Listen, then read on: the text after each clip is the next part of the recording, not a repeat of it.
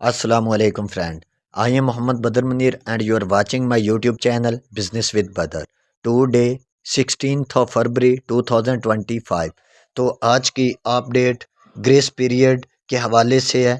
जिन लोगों के अभी मेहनत चेक लिस्ट जो है वो कंप्लीट नहीं हुई, जिसमें हमारा स्टेप 8 पेंडिंग है, स्टेप 9 पेंडिंग है और कुछ लोगों को अभी तक KYC स्लॉट ही अवेलेबल नहीं हुआ और इसमें कुछ वो भी लोग हैं जिनके जो KYC है वो रिजेक्ट हो चुकी है और अब जो फरवरी 28 है उसमें हमारे कोइन जो हैं वो लास्ट 6 मंथ की जो हमारी माइनिंग है वो कोइन ज़ीरो होने जा रहे हैं। और जिन लोगों के कोइन ज़ीरो हो जाने वाले हैं और जिन लोगों के कोइन अभी तक बचने वाले हैं वो कौन से लोग हैं जिनके जो पाई कोइन हैं वो 6 मंथ वाले लॉस्ट हो जाएंगे और कुछ लोगों के कोइन जो हैं वो लॉस्ट नहीं होंगे।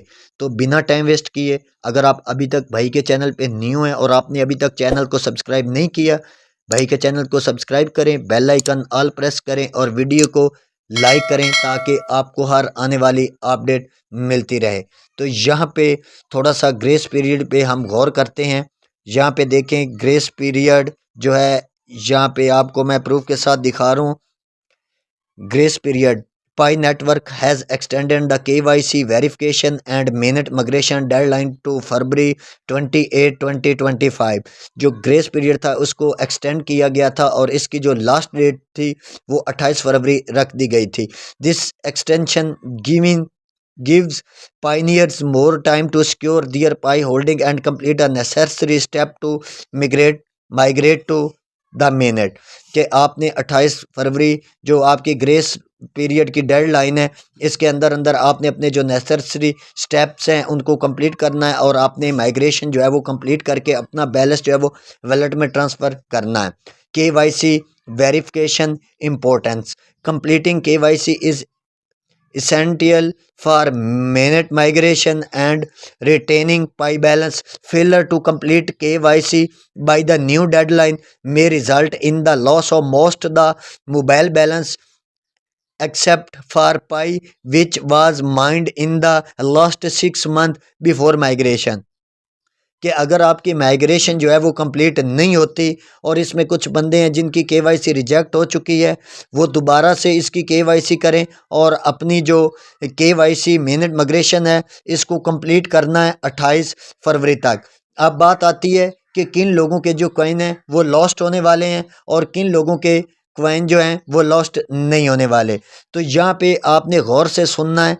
अब जिन लोगों का ये KYC स्लॉट अभी तक आपको अवेलेबल नहीं हुआ और आपने जो अपनी KYC सबमिट करनी थी वो आप नहीं कर सके तो आपका जो पाई कोइन है वो लॉस्ट नहीं होगा।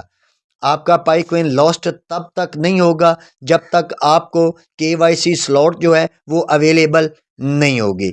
अब जिन लोगों को KYC का स्लॉट मिल चुका है और आपने अभी तक अपनी जो KYC है वो सबमिट ही नहीं की तो आपके जो लास्ट 6 मंथ के कोइन आपने माइन किए होंगे वो जितने भी होंगे वो आपके लॉस्ट हो जाएंगे। अब बात आ गई स्टेप 8 की। पहले जब हम अपनी प्रोफाइल में जाते थे तो हमारे सामने KYC का जो ऑप्शन था वो घूम रहा होता था, लेकिन अब वहाँ पे आपको आ गया है पेंडिंग। इसका मतलब है कि आपका जो पेंडिंग आया है तो आपका स्टेटस जो है वो अपडेट होके पेंडिंग हो चुका है। तो अब आपके पाई कोइन का क्या बनेगा? आपके पाई कोइन जो हैं वो लॉस्ट नहीं होंगे जब तक आपकी जो KYC पेंडिंग है। जिनको स्लॉट अवेलेबल नहीं उनके भी पाई कोइन लॉस्ट नहीं होंगे। जिनको स्लॉट अवेलेबल है उन्होंने KYC ना की 28 फरवरी तक तो आपके कोइन जो हैं वो लॉस्ट हो जाएंगे। अब बात आ गई जो पेंडिंग वाले हैं उनके कोइन भी लॉस्ट नहीं होंगे।